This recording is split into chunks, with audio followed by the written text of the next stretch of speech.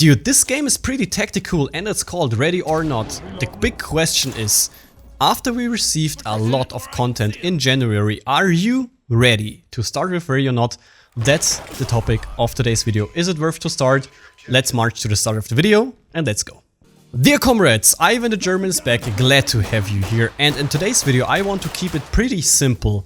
I want to summarize the content update for Ready or Not last month, and I will give you my review about it. Is it worth to start Ready or Not? So if you are new to this channel, it's very important to enjoy your time. Grab any drink you like, some snacks, some food, and let's go. So we received a big content update, as I've mentioned. We have new weapons like the Scar L, the MK16, and we have a new, or the first AK in the game. But what is, let's make it quick, what is Ready or Not and is it worth? So Ready or Not is a very tactical, I would call it hardcore PvE game, but I really like the AI in this game. It's amazing. They fixed the AI, but I want to start with why I like the AI. Every raid is different in terms of the AI, how they react. How many suspects do you have? How many civilians do you have? Where are they? How, yeah, the complete game, every single raid is different, and that's a big plus. And they made the AI really, yeah, it's changing a lot. So that's what I like about Ready or Not, that my enemies are reacting kinda realistic. You have different scenarios. Nothing is safe until you have your suspect or your civilian in handcuffs on the ground. How are the weapons in Ready or Not, and how are your opportunities? So with the weapons you have of course different options to play. It's kind of the same like how your assault rifles feel. They have kind of the same caliber. Of course you have some submachine guns. They have lower recoil, doing lower damage and all of that, but you also have non-lethal weapons. And non-lethal weapons, I have a little bit of problem with them because they are so overpowered, because you can shoot everything. Usually, of course, if you're shooting with your lethal weapons to a civilian, if you're shooting them down, you have a problem as a police officer. So with your non-lethal weapons you can basically shoot everything and you do not get penalties for them. So, and if you are not killing your suspect, if you can bring them down, if you can force them to surrender, you get more points, so you can get a better rating. If you finished your raid and you survived your raid and you've done all your missions, you get a rating from, I guess it's from F to S.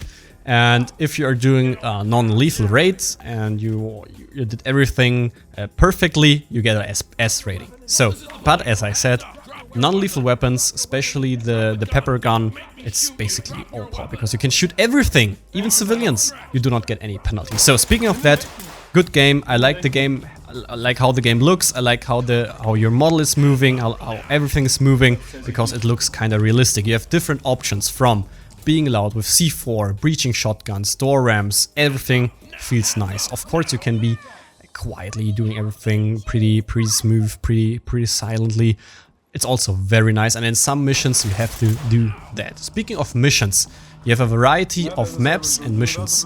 Actually, they want to bring like several different missions to different maps. Not every map has every mission. And in my favorite map, it's the crack house. Like, you're starting in the backyard, you have to clear the crack house, you have to find the meth. If you change from the basic game mode, which is called barricaded suspects, which is a normal game mode, you have some suspects, you have some civilians, and if you change this game mode to raid, you have a different starting point.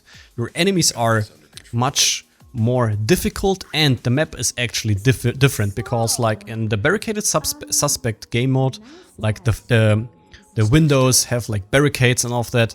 In the raid game mode is different, like you can see through the windows, you can shoot through the windows, and of course the AI is shooting back, obviously. And the game mode is a little bit more intense and it's harder. Of course you have like a bomb scenario, you have like a hostage scenario, pretty nice. The AI reacts also a little bit better in this content update. Like in the past you had some problems with having not like overpowered super suspects, but the first, if you're interacting, if you're going in a room, and sometimes they are really crazy, like, yeah, even inhumanly crazy. It's hard to describe. You have to play it, and I try to give you some footage, some examples, and they fixed it. Like, you have still a pretty good amount of a high level of difficulty, but it's more doable. It's a little bit more realistic, and you have a little bit better chance to react. Also, big problem was like that the AI is running around. Like you are going in a room, you try to bring them down, and they're resisting a lot, and they are running and running away from you, and you know they are suspects because they're looking like the typical suspect, and it's hard to bring them down because they resist no matter what you did, like taser them, pepper them, none effect. But they also fix that, and I like the way how the developer is reacting, transparent, and they know the issues and they know how to fix them. I like that a lot. Also, a big benefit, if you can play this game in a single player mode with bots, they are doing a pretty good job in my opinion. You can split your commands to like 2 guys from the red team and 2 guys from the blue team, or you can give overall commands, you can queue your commands pretty nice. But the really fun starts with your multiplayer. If you have at least one friend, you only have one friend, I know it's hard, even for me it's pretty hard, but you have to have one friend and this game is so much better. If you are trying to be a little bit tactical, this game is so much fun and you have so much options, so I liked it a lot. Speaking of the 2022 January update with the Scar H, pretty smooth assault rifle, doing a good job in my opinion. The AK, it shoots pretty smoothly for its caliber, but sometimes it feels like my 5.56 caliber weapons are performing better than my AK, which has a better caliber. So I don't know, I have to play a little bit more. Also, I like how they change, as I've mentioned, the maps with like different game modes, more maps, and then you can like basically have a kind of different map if you change your game mode. I like that a lot. So they're doing a lot for the game, and of course they have to bring new content. This game lives from being difficult and have a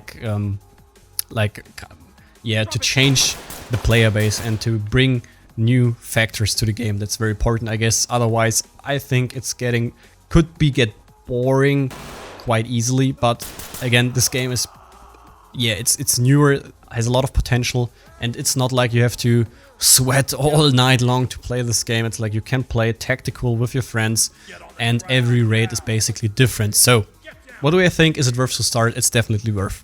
It's definitely worth to start with Ready or Not for like 30 bucks.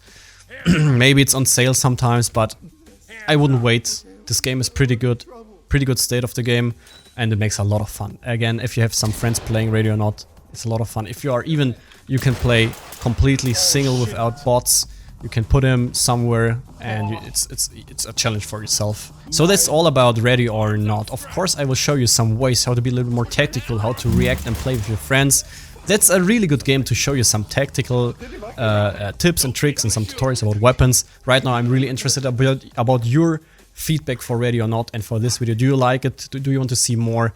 Please leave a comment in the comment sections below. And of course, we Germans want to win at least something. It's very important, so I want to win. You like, guys. And as always, stay safe and see you in the next video. Bye. You're lucky this. Put your hands where I can see them. Copy.